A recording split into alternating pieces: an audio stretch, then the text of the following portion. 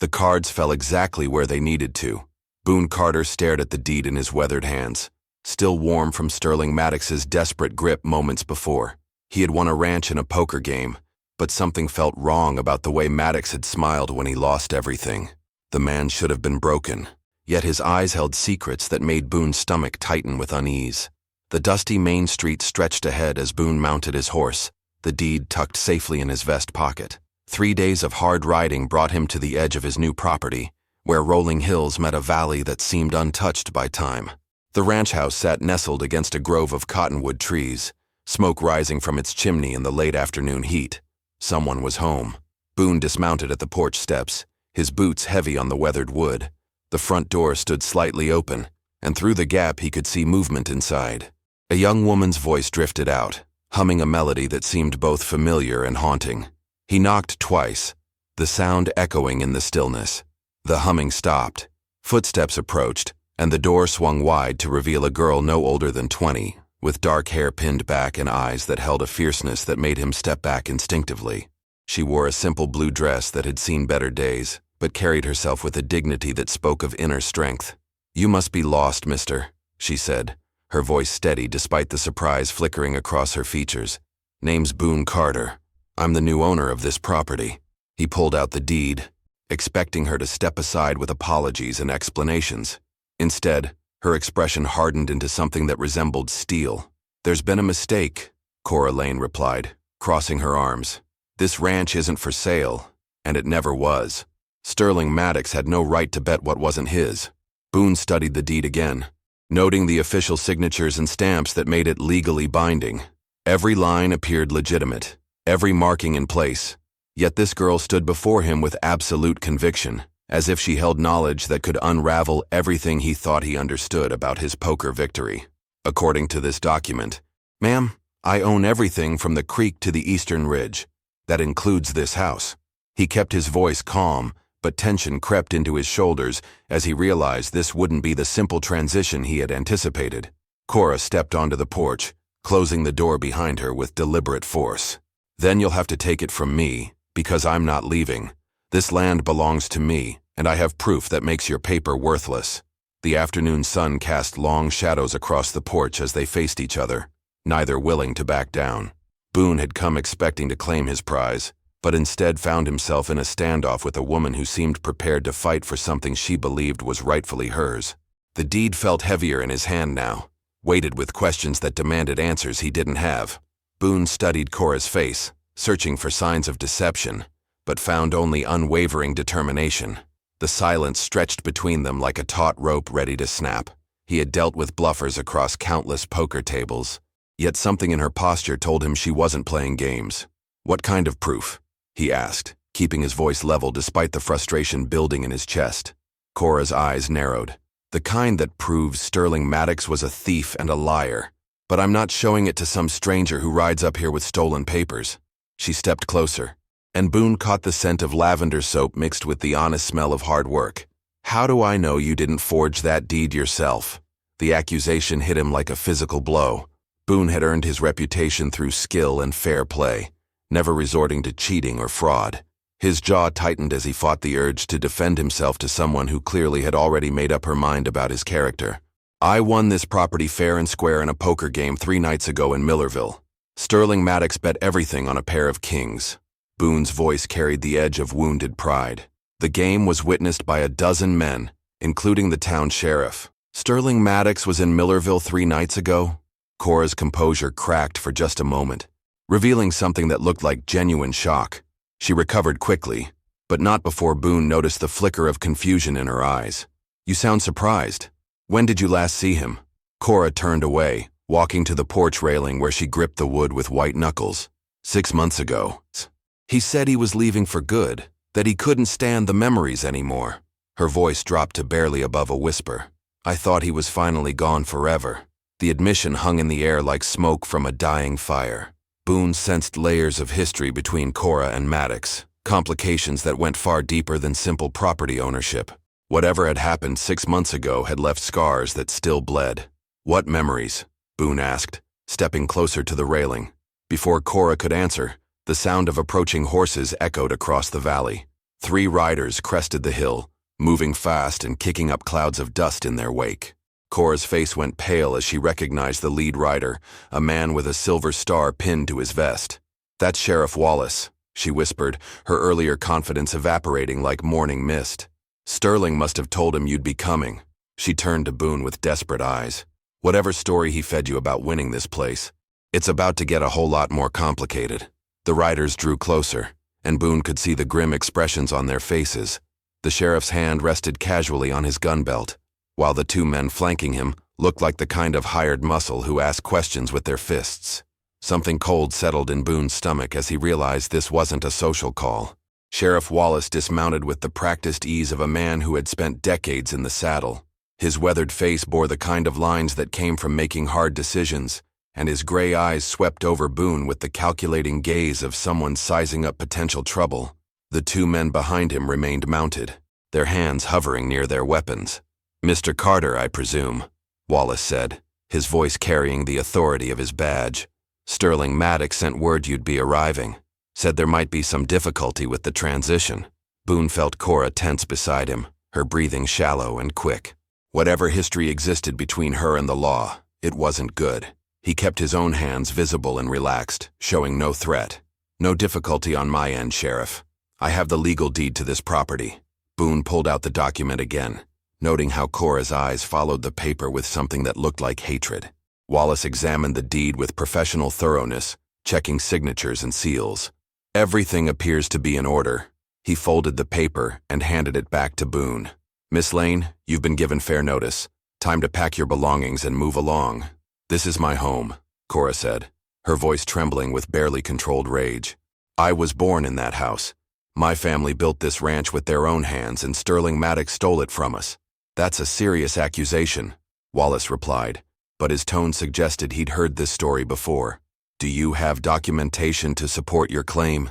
Cora's silence stretched too long, and Boon saw defeat creep into her posture. Whatever proof she claimed to have, she couldn't or wouldn't produce it in front of the sheriff. The realization hit him like cold water, that she might be telling the truth about Maddox being a thief. "I thought so," Wallace continued. "Pack your things." "Miss Lane, I won't ask again."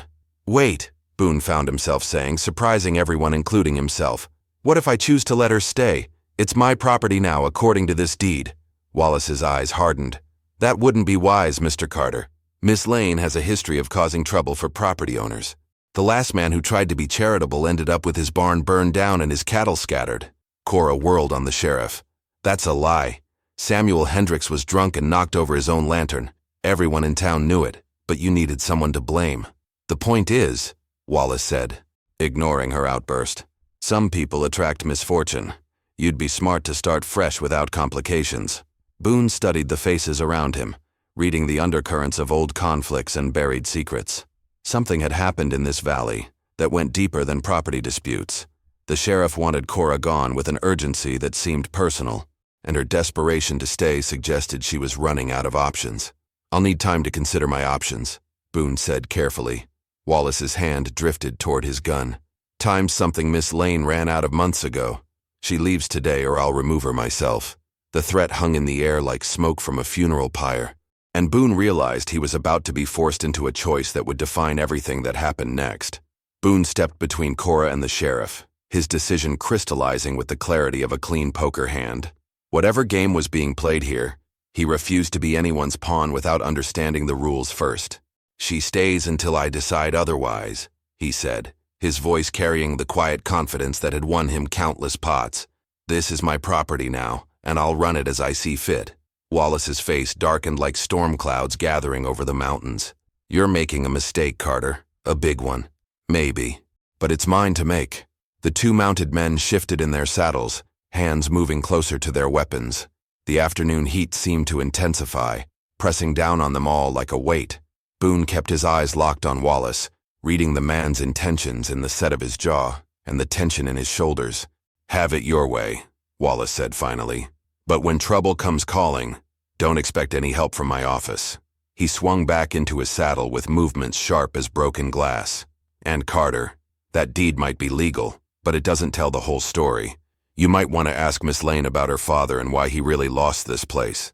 With that cryptic warning, The sheriff wheeled his horse around and rode off, his men following in formation. The dust cloud they kicked up hung in the air long after they disappeared over the ridge, leaving behind a silence that felt heavier than gun smoke. Cora stood frozen on the porch, her face pale as fresh snow. When she finally spoke, her voice was barely audible. "You shouldn't have done that. You don't understand what you've gotten yourself into." "Then explain it to me," Boon said, turning to face her. "Start with your father and why Wallace thinks his story matters." Cora's hands trembled as she gripped the porch railing. "My father was Thomas Lane. He built this ranch from nothing, worked every inch of this land with his own sweat and blood. But he had one weakness that destroyed everything. Gambling? Worse. He trusted Sterling Maddox." Her voice carried venom that could have killed rattlesnakes. Maddox convinced him to invest their savings in a cattle drive that never existed. When Papa realized he'd been swindled, he confronted Maddox at the bank. Boon waited, sensing that the next part of the story would explain everything and nothing at the same time. The argument got heated. Papa grabbed Maddox by the collar, shook him hard. Maddox fell and hit his head on the corner of the banker's desk. Cora's voice broke slightly. "They said Papa killed him, but it was an accident. Self-defense." "They said?" Boon felt ice forming in his stomach. "What do you mean, they said?" Cora looked up at him with eyes that held secrets darker than midnight. "Sterling Maddox didn't die that day, Mr. Carter, but everyone in town thinks he did. And the man you played poker with 3 nights ago, that wasn't Sterling Maddox." Boon's world tilted like a house built on shifting sand. The deed in his pocket suddenly felt like a forgery, worthless paper backed by lies and deception. He stared at Cora, trying to process the magnitude of what she had just revealed. "If Sterling Maddox is dead, then who did I play poker with?" His voice came out rougher than he intended, betraying the confusion and anger building in his chest. "His brother, Cyrus," Cora said, sinking onto the porch steps, as if the weight of the truth had finally become too much to bear. They looked almost identical. Same build, same mannerisms. After the incident with my father, Cyrus came to town claiming to be Sterling recovering from his injuries. The pieces began falling into place like cards from a stacked deck. Boon remembered the man's hesitation when asked about certain details of the ranch, the way he had seemed eager to lose the property rather than fight for it. What had felt like desperation now revealed itself as calculated deception. Why would Cyrus pretend to be his dead brother? Because Sterling had debts all over the territory. Dangerous men looking to collect what was owed. Cora's voice carried the bitter knowledge of someone who had watched her world crumble. By taking his brother's identity, Cyrus could access Sterling's bank accounts, sell his properties, and disappear with the money. Then this deed is worthless. Boon pulled out the document, studying it with new eyes. The signatures looked authentic, but if they belonged to an imposter, the entire transaction was built on fraud. "Not necessarily," Cora said, surprising him. "Cyrus may have used a false identity, but he did legally own this property. Sterling left everything to him in his will before he died." Boon felt his head spinning with the legal complexities. "Then how can you claim the ranch belongs to you?" Cora stood up slowly, brushing dust from her dress. "Because the will was forged. Sterling Maddox died intestate, which means his property should have gone to his nearest living relative." She looked directly at Boon, her eyes holding a secret that made his blood run cold. "Sterling Maddox was my father's half-brother. This ranch belongs to me by blood and by law." The revelation hit Boon like a physical blow. Everything he thought he understood about the situation had been wrong from the beginning. Cora wasn't a squatter or a troublemaker, she was the rightful heir to the property, fighting to reclaim what had been stolen from her family. "Do you have proof of the relationship?" "Hidden inside the house. Papers my father kept locked away, birth certificates, letters between the brothers." Cora's voice grew stronger with each word. "But if I show them to you, I need your word that you'll help me get justice, not just walk away and leave me to face Wallace and his men alone." The sound of approaching horses echoed across the valley again, but this time from a different direction. Boon shaded his eyes against the setting sun and counted at least 6 riders moving fast toward the ranch. These weren't lawmen. They moved with the purposeful aggression of men who had come to settle a score. "Looks like we're about to have more company," Boon said grimly. "And something tells me they're not here for a social visit." The riders came hard and fast, their horses lathered with sweat and dust. Boon could see the glint of metal from their gun belts and the grim determination in their faces as they approached the ranch house. These weren't local men. He recognized none of them from his travels through the territory. "Get inside," he told Cora, his hand moving instinctively to his own weapon. "Lock the door and stay away from the windows." "I'm not hiding," Cora replied, her jaw set with the same stubborn determination he had seen when she first refused to leave. "This is my fight as much as yours." The lead rider pulled up short in the yard, his horse snorting and pawing at the ground. He was a tall man with a scar running from his left ear to the corner of his mouth, and his clothes marked him as someone who had money behind his violence, the kind of man who collected debts with interest paid in blood. "You must be Carter," the scarred man said, his voice carrying a slight accent that suggested origins far from this territory. "Name's Vincent Kane. I believe you have something that belongs to my employer." Boon kept his hand near his gun, but didn't draw. With 6 men against 2, speed would matter less than strategy. "Depends on what you think I have." "A ranch that was bought with stolen money. My employer wants it back." Kane's smile held no warmth, only the promise of violence if his demands weren't met. "The man who sold it to you in that poker game had no right to bet what he'd already promised to us." "Then you'll need to take that up with Cyrus Maddox," Boon said, testing to see how much Kane knew about the deception. Kane's expression sharpened with interest. "So you know about the switch. That saves us some time." He gestured to his men, who began spreading out in a semicircle around the porch. "Cyrus owes us $50,000. When he couldn't pay, he promised us this ranch as collateral." "Cyrus didn't own this ranch to promise," Cora spoke up, stepping forward despite Boone's warning glance. "It belongs to me by legal right." Kane studied her with the calculating gaze of a predator sizing up prey. "You must be Thomas Lane's daughter. I heard you were still causing trouble around here." His smile turned cruel. "Your father cost my employer a lot of money when he killed Sterling Maddox. Disrupted several profitable arrangements." "My father didn't kill anyone," Cora snapped.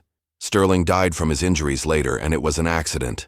Accident or not, the man is dead, and the debt transfers to his property." Kane's hand rested casually on his gun. "We're taking possession of this ranch, and anyone who interferes will be considered an enemy of very dangerous people." The sun was setting behind the mountains, casting long shadows across the yard. In the growing darkness, Boon could see more riders on the horizon, 6 more men approaching from the opposite direction. Kane had brought reinforcements, turning a bad situation into an impossible one. "Looks like your boss doesn't take chances," Boon observed. Kane followed his gaze and frowned. "Those aren't my men," he said, his confidence wavering for the first time. "But I know who they are, and their arrival changes everything." The second group of riders approached with military precision, their formation and bearing marking them as federal marshals even before Boon could make out the badges on their chests. Kane's men shifted nervously, hands moving to weapons as they realized their simple debt collection had become something far more complicated. "Vincent Kane," the lead marshal called out as he reined in his horse 20 yards from the porch. His voice carried the authority of federal law. "You're under arrest for conspiracy, fraud, and interstate theft." Kane's scarred face went pale in the fading light.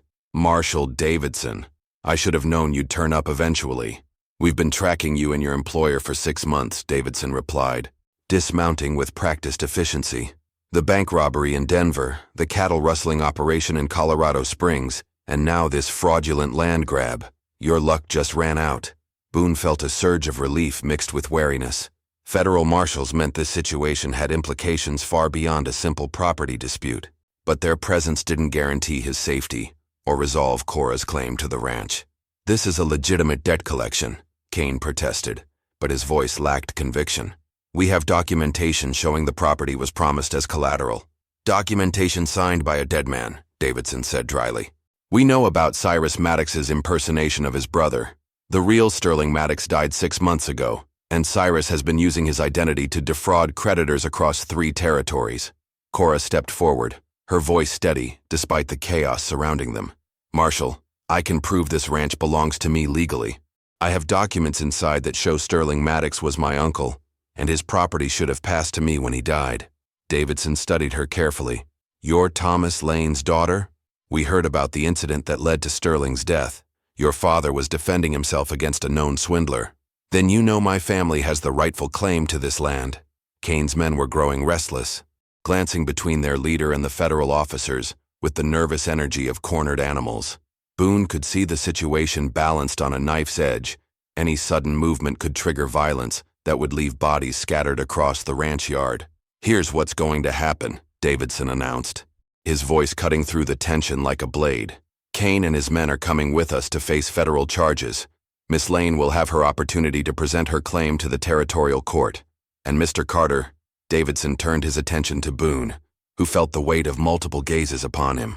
The deed in his pocket suddenly seemed like evidence of his own gullibility, rather than proof of ownership. "Your poker game was legal, but the man you played against was committing fraud. That makes your deed worthless in the eyes of the law." The words hit Boon like a physical blow. He had ridden here expecting to claim his winnings, only to discover he had been played by a master manipulator. Everything he thought he had won was built on lies and deception. Kane suddenly lunged for his gun, desperation overriding judgment. "Nobody's taking me alive," he snarled, his weapon clearing leather with practiced speed. The ranch yard exploded into violence as men dove for cover and drew their weapons, turning the peaceful evening into a battlefield where survival depended on quick reflexes and accurate aim. The gunfight lasted less than 30 seconds, but the echoes seemed to ring across the valley for an eternity. Kane's desperate draw had been his last mistake. The federal marshals were seasoned professionals who ended the threat with swift, decisive action. Kane lay motionless in the dust, his weapon unfired, while his surviving men raised their hands in surrender. Boon emerged from behind the porch railing where he had taken cover, his ears ringing from the gunshots. Cora stood pressed against the ranch house wall, shaken but unharmed. The acrid smell of gun smoke hung heavy in the evening air. "It's over," Marshal Davidson announced, holstering his weapon. "Secure the prisoners and tend to any wounded." As the marshals took Kane's men into custody, Cora disappeared into the house and returned minutes later carrying a wooden box. Her hands trembled slightly as she opened it, revealing a collection of documents yellowed with age. "These are the papers my father kept hidden," she said, spreading them carefully on the porch railing. "Birth certificates showing Sterling and my grandfather were half-brothers, letters between them discussing family matters, and Sterling's real will leaving everything to his closest living relative." Davidson examined the documents with the practiced eye of someone who had seen every type of fraud imaginable. "These appear authentic. Combined with witness testimony about Cyrus's impersonation, you have a strong case for rightful ownership." Boon watched the scene unfold with mixed emotions. His poker winnings had evaporated like morning mist, leaving him with nothing but the clothes on his back and a hard-learned lesson about trusting appearances. Yet as he looked at Cora's face, illuminated by hope for the first time since he had met her, he found himself genuinely glad for her victory. "I'm sorry you got caught up in Cyrus's deception," Cora said, turning to him with sincere regret in her eyes. "You didn't deserve to be cheated." Boon studied the ranch around them, the rolling hills, the solid house, the good grazing land that represented security and prosperity. Everything he had thought he won was now hers by right, leaving him exactly where he had started. "Maybe I did deserve it," he said quietly. "I've spent years taking other men's money across poker tables, never much caring if they could afford to lose it. Perhaps it's time I tried earning something honest for a change." Davidson finished organizing his prisoners and approached them. "Miss Lane, you'll need to file your claim with the territorial court, but based on what I've seen here, you should have clear title within a month." "What about me?" Boon asked. "You're free to go. No charges will be filed. You were as much a victim of Cyrus's fraud as anyone." Davidson mounted his horse. "My advice? Find yourself a new line of work." As the marshals rode away with their prisoners, Boon prepared to mount his own horse. Cora stepped forward, her hand briefly touching his arm. "The ranch is big enough for 2 people, she said quietly. "If you're serious about earning something honest, I could use help rebuilding what this place used to be." Boon looked into her eyes and saw not charity, but opportunity, a chance to become the kind of man who built things, instead of just taking them. For the first time in years, the future stretched ahead of him, filled with possibility rather than just the next game. "I'd be honored to help," he said, and meant every word. If you enjoyed this story, click the video on your screen now to watch another unforgettable Western tale where destiny and courage collide in unexpected ways. Don't forget to subscribe and consider a super chat to help us keep bringing you more stories like these. Your support means everything.